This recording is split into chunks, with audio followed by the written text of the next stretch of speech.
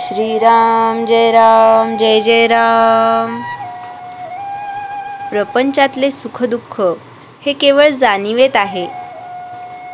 प्रापंचिकाच्या मनात नेहमी एक शंका येते की खोटे करून सुद्धा जर सुखी होता येते तर तसे करायला काय हरकत आहे। सन्मार्गाने गेला तरी माणूस दुःखी का होतो अशीही शंका आपल्याला येते। मी देवाला भिवून वागलो का तर प्रपंच सुखाचा व्हावा म्हणून। देवाची एवढी खटपट करूनही जर सुखी होता येत नाही तर काय उपयोग। किती विचित्र आहे पहा। खेळातले घर बांधायला आपण गौंडी बोलवण्यासारखा हा प्रकार आहे। प्रपंचात दक्षता ठेवणे जरूर आहे, ते जर आपण केले नाही तर देवाने काय करावे।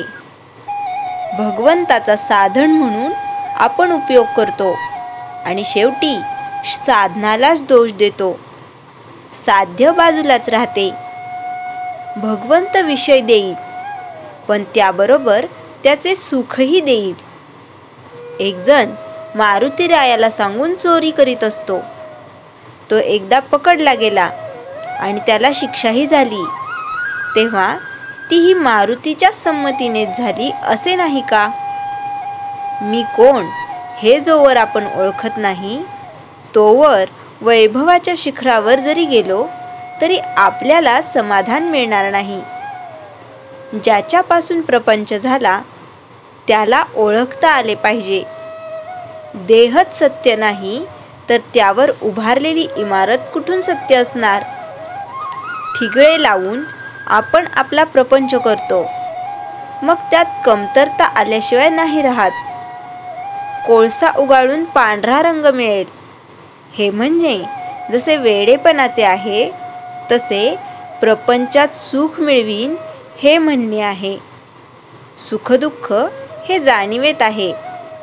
आपल्याला मिळायचे तेवढेच मिळते, पण आपले हवे नकोपण म्हणजे आपली वासना गेली की सुखदुःख राहत नाही। वासना मारायला भगवंताचे अधिष्ठान हाच एक उपाय आहे। वासना ही लाडावलेल्या कुत्र्याप्रमाणे आहे। तिला नुसते हड हड करून ती बाजूला जात नाही, पण तेही बरोबरच आहे, कारण आपणच तिला लाडावून ठेवले आहे। म्हणून भगवंताच्या पूजेच्या वेळी सुद्धा ती देवघरात येते। शिवाय वाईट वासनेमध्ये चांगल्या वासनेला मारण्याचे बळ आहे, कारण आपण स्वतः वाईट वासनेच्या बाजूचेच आहोत।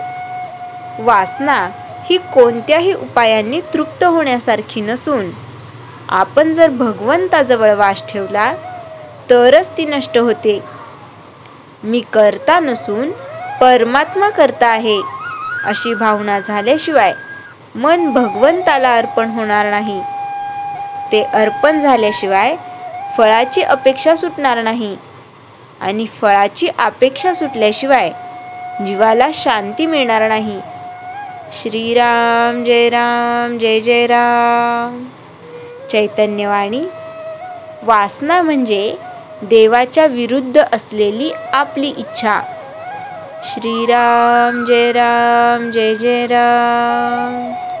जयाच्या जनी जन्मनामार्थ झाला, जयाने सदा वासनामात केला। जयाच्या मुखी सर्वदा नाम कीर्ती, नमस्कार त्या ब्रह्मचैतन्य मूर्ती। श्रीराम जय जय राम।